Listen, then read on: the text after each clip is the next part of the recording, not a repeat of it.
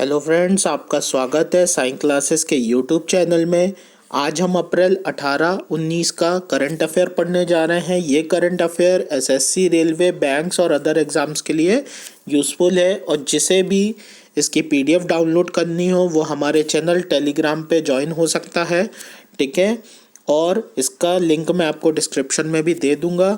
और जो भी मुझे फॉलो करना चाहता है तो वो मुझे पवन अरोरा के नाम से इंस्टा में, टेलीग्राम में और यूट्यूब पे फॉलो कर सकता है, ताकि उन्हें ट्रिकी मैथ्स और करंट अफेयर्स के बहुत अच्छे से अच्छे वीडियो और कंटेंट मिले। तो आज का सेशन हम स्टार्ट करते हैं और पहला पॉइंट लेते हैं। पहला पॉइंट है, एटीएम लेन देन पर लगने वाले सेवा शुल्क को एसबीआई द्वारा बंद कर दिया गया।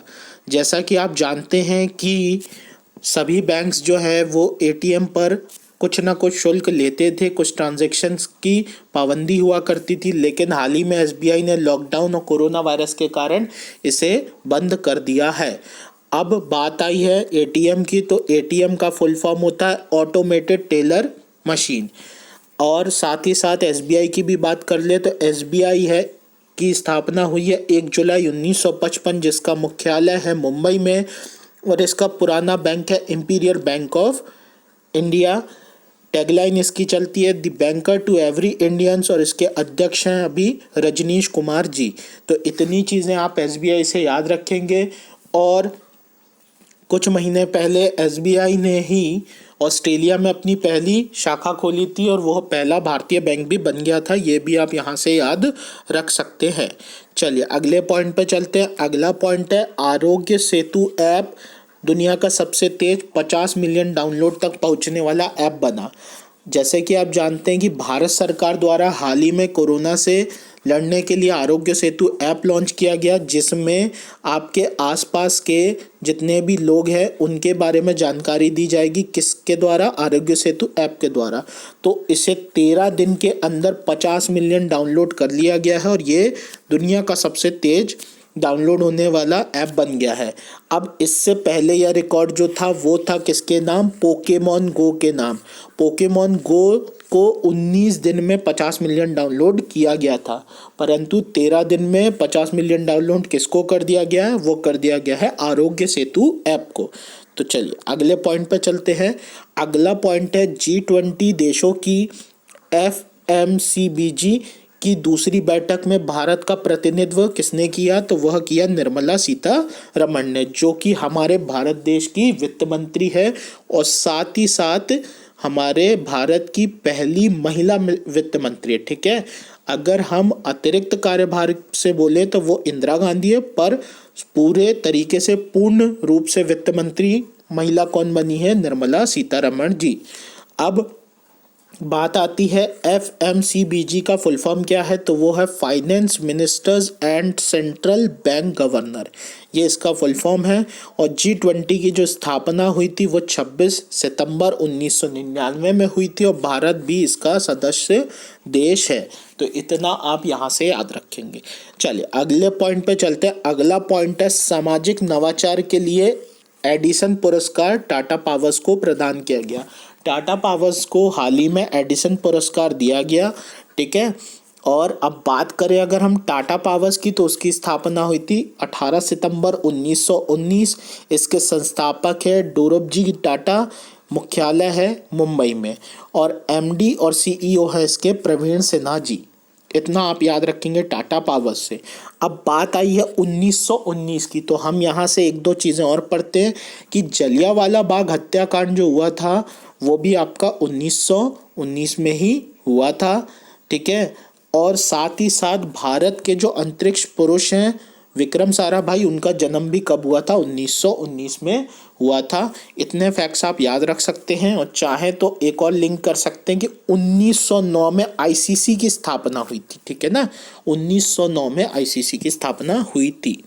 ठीक है, चलिए अगले पॉइंट पे चलते हैं। हाँ, और यहाँ से एक पॉइंट और याद रखेंगे, ये पुरस्कार कब से दिया जाता है? तो ये 1987 से दिया जाता है, थॉमस एल्वा एडिसन की याद में। ठीक है, चलिए अगला क्वेश्चन लेते हैं। कोरोना वायरस के कारण जफर सरफराज का निधन हुआ। वे पाकिस्तान के क्या थे? पूर्व क्रिकेटर थे। तो हाल ही में कोरोना के कारण जफर सरफराज जी का निधन हो गया और ये पूर्व क्रिकेटर थे पाकिस्तान के। अब बात आई है पाकिस्तान की, तो पाकिस्तान की राजधानी हो गई इस्लामाबाद, पाकिस्तान की मुद्रा होगी पाकिस्तानी रुपया और यहाँ के पीएम हो गए इमरान खान और राष्ट्रपति हैं आरिफ अलवी जी। चलिए अगला पॉइंट लेते हैं। अगला पॉइंट है केयर रेटिंग के एमडी और सीईओ किन्हें बना दिया गया है? अजय महाजन जी को। अजय महाजन जी को हाल ही में केयर रेटिंग के एमडी और सीईओ नियुक्त किया गया है। अब ये केयर रेटिंग है क्या? तो केयर का फुल फॉर्म होता है credit analysis and research limited. ठीक है ना, जितने भी आपके उधारी वाले चीज़ें होती हैं उनका एनालिसिस और रिसर्च करना किसका काम होता है? केयर रेटिंग का, जिसकी स्थापना 1993 में हुई थी और इसका मुख्यालय है कहाँ पर? मुंबई में। इतना यहाँ से आप याद रखेंगे। अगला पॉइंट लेते हैं विश्व हीमोफीलिया दिवस। विश्व हीमोफीलिया दिवस कब मनाया गया? तो यह 17 अप्रैल को मनाया गया। अब ये मनाता कौन है, क्यों मनाता है? तो ये मनाता है वर्ल्ड फेडरेशन ऑफ हीमोफीलिया। क्यों मनाता है? क्योंकि इसके जो संस्थापक थे फ्रैंक कैनवेल, इनने क्या किया था? सबसे पहले हीमोफीलिया के मरीज की उपचार किया था, जांच की थी, इसीलिए इनके जन्मदिन की याद में हम मनाते हैं विश्व हीमोफीलिया दिवस। यह एक बीमारी है। ठीक है, चलिए अगला पॉइंट लेते हैं। क्रिकेट किंगडम का ब्रांड एम्बेसडर रोहित शर्मा को नियुक्त किया गया। हाल ही में जो दुबई क्रिकेट एकेडमी है उसने क्रिकेट किंगडम का ब्रांड एम्बेसडर बनाया किसे? रोहित शर्मा को। अब याद रखेंगे रोहित शर्मा से बात आई है तो रोहित शर्मा के नाम एक दिवसीय क्रिकेट में सबसे ज़्यादा रन, एक पारी में सबसे ज़्यादा रन जो कि हैं कितने? 264 रन मारने का रिकॉर्ड है। और ये कब मारा था इनने? 13 नवंबर 2014 को ईडन गार्डन में श्रीलंका के खिलाफ। ठीक है, ईडन गार्डन में मैच हुआ था, श्रीलंका के खिलाफ 264 रन मारे थे और यह अभी तक का विश्व रिकॉर्ड है एक पारी का। ठीक है, और रोहित शर्मा जी हमारे भारतीय टीम के उप कप्तान भी हैं। ठीक है, अब रोहित शर्मा जी से एक चीज़ और ध्यान रखेंगे, last year WWF world wide fund के साथ मिलकर रोहित शर्मा ने रोहित फॉर राइनोज अभियान भी चलाया था। ठीक है, रोहित फॉर राइनो अभियान भी चलाया था राइनोसोरस को बचाने के लिए। ठीक है, तो इसको भी आप यहाँ से याद रखेंगे। अगला क्वेश्चन लेते हैं। अगला क्वेश्चन है पोगो द्वारा डीडी नेशनल पर छोटा भीम दिखाने के लिए समझौता हुआ है। जैसे कि आप जानते हैं अभी हाल ही में डीडी नेशनल ने एक नया चैनल भी चालू किया, डीडी रेट्रो। अब ये डीडी रेट्रो काय के लिए लॉन्च किया है? तो इनने जितने भी पुराने उनके धारावाहिक है जैसे व्योमेश चंद्र, महाभारत, रामायण, शक्तिमान, इन सब को दिखाने के लिए डीडी रेट्रो चालू किया है। और अब हाल ही में डीडी नेशनल ने एक और समझौता किया पोगो के साथ, जिसके तहत वह अपने चैनल पर छोटा भीम कार्टून भी दिखाएगा। अब बात है ये डीडी नेशनल की, तो हम प्रसार भारती की बात करते हैं। प्रसार भारती की स्थापना कब हुई? 23 दिसंबर 1997 को। इसके सीईओ है शशि एस वेम्पति जी और मुख्यालय है इसका नई दिल्ली। तो इतनी चीज़ें आप यहाँ से याद रखेंगे। अगली बात करते हैं, एसबीआई के साथ मिलकर बीएसएनएल ने पेमेंट प्लेटफॉर्म लॉन्च किया है। ठीक है, अभी हाल ही में एसबीआई ने क्या किया है? बीएसएनएल के साथ समझौता किया और एक पेमेंट गेटवे लॉन्च किया है। ठीक है, जिसके तहत आप क्या कर सकते हैं? किसी भी संस्था में और जगहों पर पेमेंट कर सकते हैं। अब बात आई है बीएसएनएल की, तो बीएसएनएल की स्थापना कब है? 15 सितंबर 2000 को।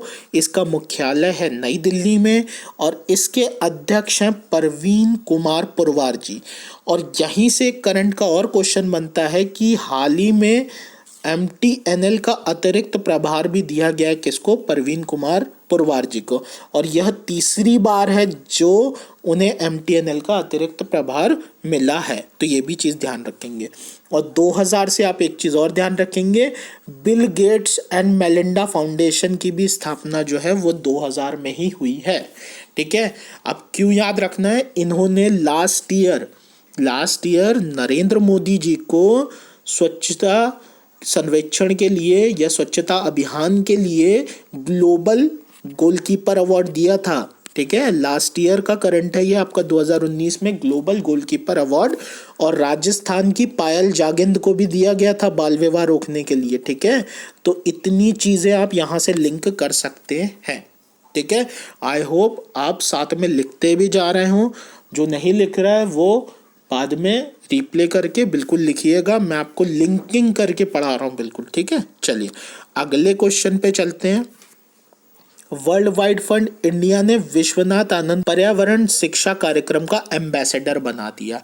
ठीक है, अब हाल ही में विश्वनाथ आनंद जो कि हमारे भारत के चेस खिलाड़ी हैं, उन्हें वर्ल्ड वाइड फंड इंडिया ने अपने पर्यावरण शिक्षा कार्यक्रम का एम्बेसडर बनाया।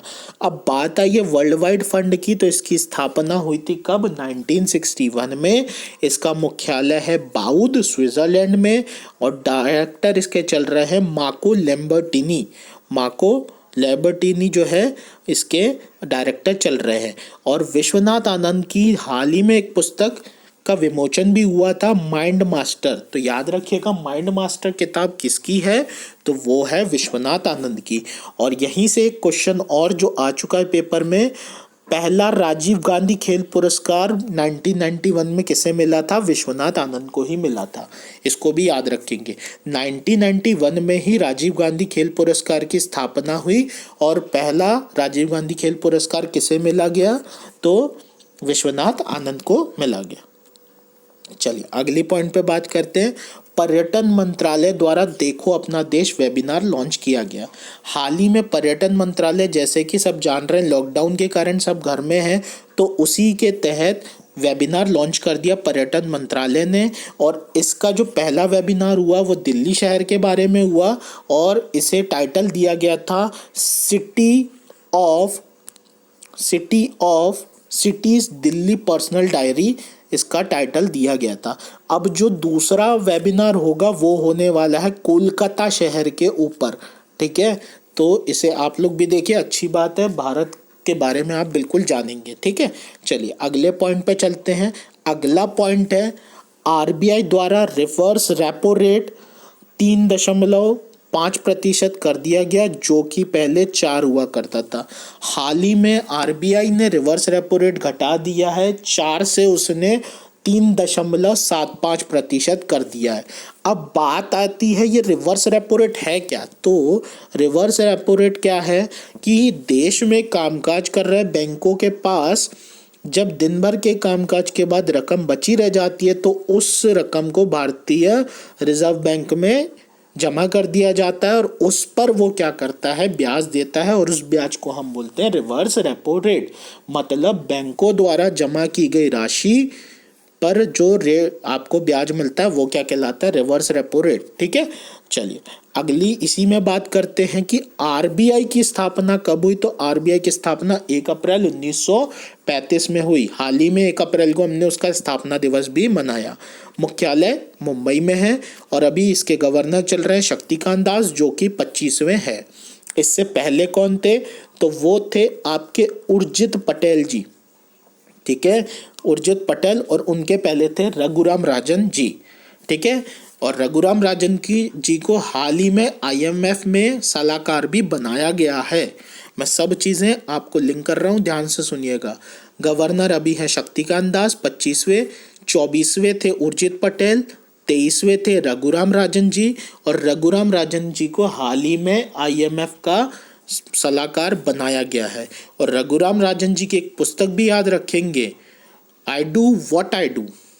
ठीक है, और यहीं से बात करें कि भारतीय गवर्नर पहले कौन थे आरबीआई के? तो वो थे सीडी देशमुख जी। और जब 1935 में आपका बना था आरबीआई तो पहले गवर्नर कौन थे? Osborne Smith. ठीक है, ओसबॉर्न स्मिथ। चलिए आगे बात करते हैं। आगे है आईएमएफ ने 2020 में एशिया की आर्थिक विकास दर 0% रहने का अनुमान लगाया है। हाल ही में आईएमएफ ने रिपोर्ट जारी की जिसमें बोला कि एशिया की जो आर्थिक विकास दर है वो कितनी रहेगी? 0% रहेगी। चलिए अब यहीं से बात करें आईएमएफ की, तो आईएमएफ का फुल फॉर्म अंतर्राष्ट्रीय मुद्रा कोष जिसकी स्थापना 27 दिसंबर 1945 को हुई थी और इसका मुख्यालय वॉशिंगटन में है। सदस्य देश है 189 और अध्यक्ष हैं क्रिस्टीना जॉर्जीवा। इतनी चीज़ें आप यहाँ से याद रखेंगे। ठीक है, चलिए आगे चलते हैं। अगला पॉइंट है कृषि मंत्री, जो कि हैं कौन, नरेंद्र सिंह तोमर जी द्वारा, इनके द्वारा किसान रथ ऐप लॉन्च की गई है। अब ये ऐप किस लिए लॉन्च की गई है, तो जो किसान हैं वो अपना जो अनाज है और जो जल्दी खराब होने वाली वस्तुएं हैं उनको मंडी तक पहुंचा सकें, उसके लिए किसान रथ ऐप लॉन्च की गई है। ठीक है, किसके द्वारा, हमारे कृषि मंत्री नरेंद्र सिंह तोमर जी द्वारा। और यह ऐप जो है राष्ट्रीय सूचना विज्ञान केंद्र द्वारा विकसित की गई है। चलिए अगले पॉइंट पे चलते हैं। सहारे ओरम का निधन हो गया। ये उड़ीसा राज्य के आदिवासी नेता थे। तो उड़ीसा राज्य के आदिवासी नेता जो थे वो थे सहारे ओरम जी, और इनका हाल ही में क्या हो गया, निधन हो गया है। अब यहीं से क्वेश्चन आता है कि आदिवासियों के जनक कौन थे, तो वो थे आपके ठक्कर बप्पा जी। ठीक है, ठक्कर बप्पा जो थे आदिवासियों के जनक थे, जो कि आपके महाराष्ट्र के निवासी हुआ करते थे। ठीक है, चलिए उड़ीसा की बात हुई है तो उड़ीसा की राजधानी है क्या, भुवनेश्वर, और इसके गवर्नर है गणेशी लाल और मुख्यमंत्री हैं नवीन पटनायक जी। ठीक है, चलिए अगले पॉइंट पे मूव करते हैं। अगला पॉइंट है विश्व धरोहर दिवस कब मनाया गया, तो यह 18 अप्रैल के दिन मनाया गया और इसका विषय था साझा संस्कृति, साझा विरासत और साझा जिम्मेदारी। ठीक है, अब 2 मिनट ध्यान से सुनिएगा। जब 1982 में international council of monument and site, ठीक है, 1982 में international council on monument and site द्वारा यह दिवस घोषित किया गया था, लेकिन 1983 में यूनेस्को ने इसे अपनाया था। ठीक है, घोषणा कब हुई, 1982 में, किसके द्वारा, international council on monument and site द्वारा, और 1983 में यूनेस्को द्वारा अपनाया गया। अब बात आई है international council on monuments and site की, तो इसकी स्थापना 1965 में हुई थी। इसका मुख्यालय पेरिस फ्रांस में है। यूनेस्को की बात आई है तो यूनेस्को का भी मुख्यालय पेरिस फ्रांस में। इसके प्रमुख हैं एंड्री अजोले। गठन हुआ था 16 नवंबर 1945 को। ठीक है, अब बात आई है 1945 की आपकी, तो यहाँ से याद रखेंगे 1945 में आपका वर्ल्ड बैंक भी बना है और IMF भी बना है। और 1965 से आप याद रखेंगे कि BSF की स्थापना हुई। ठीक है, BSF की स्थापना कब हुई है, आपकी 1965 में। ठीक है, सब लिंक करते हुए जाएंगे बिल्कुल। अगले पॉइंट पे चलते हैं। अगला पॉइंट है गूगल द्वारा नियर बाय स्पॉट लॉन्च किया गया। अब ये नियर बाय स्पॉट क्या है, तो इसके तहत हम अपने आसपास की जितने भी स्थानीय दुकानें और स्टोर्स हैं उनका पता लगा सकते हैं। यह गूगल ने लॉन्च किया है नियर बाय स्पॉट। अब बात आई है गूगल की, तो गूगल की स्थापना हुई थी 1998 में। इसका मुख्यालय है कैलिफोर्निया में और इसके CEO है सुंदर पिचाई जी। और साथ ही साथ सुंदर पिचाई जी इनकी जो पेरेंट कंपनी है अल्फाबेट, उसके भी क्या है, CEO हैं। ठीक है, आई होप आपको सेशन पसंद आ रहा हो। चलिए अगले क्वेश्चन पे चलें। तो अगला क्वेश्चन है थल सेना ने सैनिकों को नो मूवमेंट आदेश जारी कर दिया। हाल ही में हमारी थल सेना ने बोला है क्या अपने सैनिकों को कि आप जहां हैं वहीं रहें, और आप जानते हैं पूरे देश में लॉकडाउन के तहत यही बोला जा रहा है आप जहां हैं वहीं पर रहें। तो नो मूवमेंट आदेश किस सेना ने जारी किया, थल सेना ने जारी किया। अब बात आई है थल सेना की, तो इसकी स्थापना हुई थी 1 अप्रैल 1895 में, जिसके अध्यक्ष हैं जनरल मनोज मुकुंद, ठीक है, नरवाड़े जी। मुख्यालय है नई दिल्ली में। ठीक है, आई होप आपको ये चीज़ें समझ में आ। अब हम इसी से रिलेटेड कुछ प्रमुखों की बात कर लेते हैं। जैसे कि आप जानते हैं अभी भारत का पहला चीफ ऑफ डिफेंस स्टाफ चुना गया है, जिसे हम शॉर्ट में बोलते हैं CDS। तो भारत के पहले CDS कौन बने, विपिन रावत जी बने। नए सेना उप प्रमुख कौन है, तो वो है SK सैनी जी। वायुसेना के अध्यक्ष कौन है, तो air chief marshal RK Bhadauria ji. नौसेना के एडमिरल करमवीर सिंह। फिर भारतीय तटरक्षक बल के कृष्ण स्वामी कृष्ण स्वामी नटराजन जी जो हैं वो इसके अध्यक्ष हैं। और आगे बात करें तो राष्ट्रीय सुरक्षा गार्ड के अध्यक्ष हैं अनूप कुमार सिंह। आरपीएफ के महानिदेशक अरुण कुमार।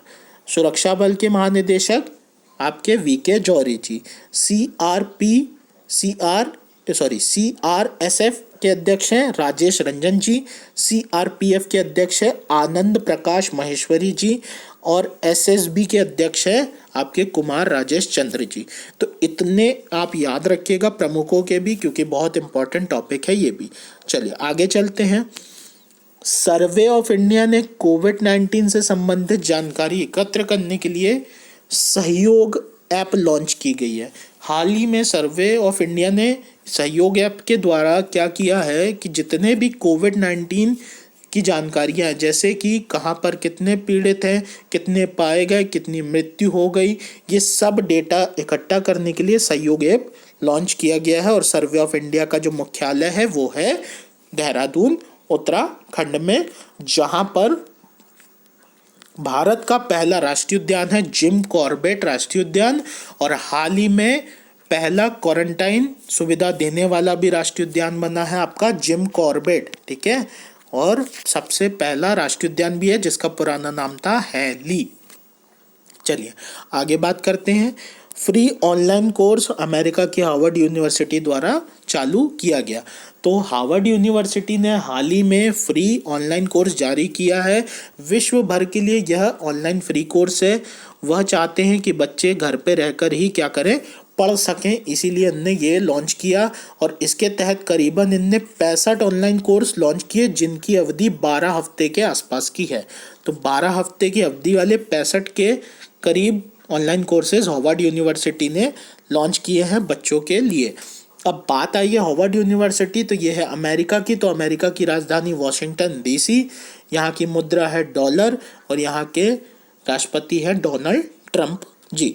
चलिए अगले पॉइंट पर बात करते हैं। अगला पॉइंट है मापुसा अर्बन कोऑपरेटिव बैंक का आरबीआई द्वारा लाइसेंस रद्द कर दिया गया है। हाल ही में मापुसा, जो कि गोवा स्थित एक जगह है, वहाँ का कोऑपरेटिव बैंक था और उसका लाइसेंस आरबीआई ने रद्द कर दिया है।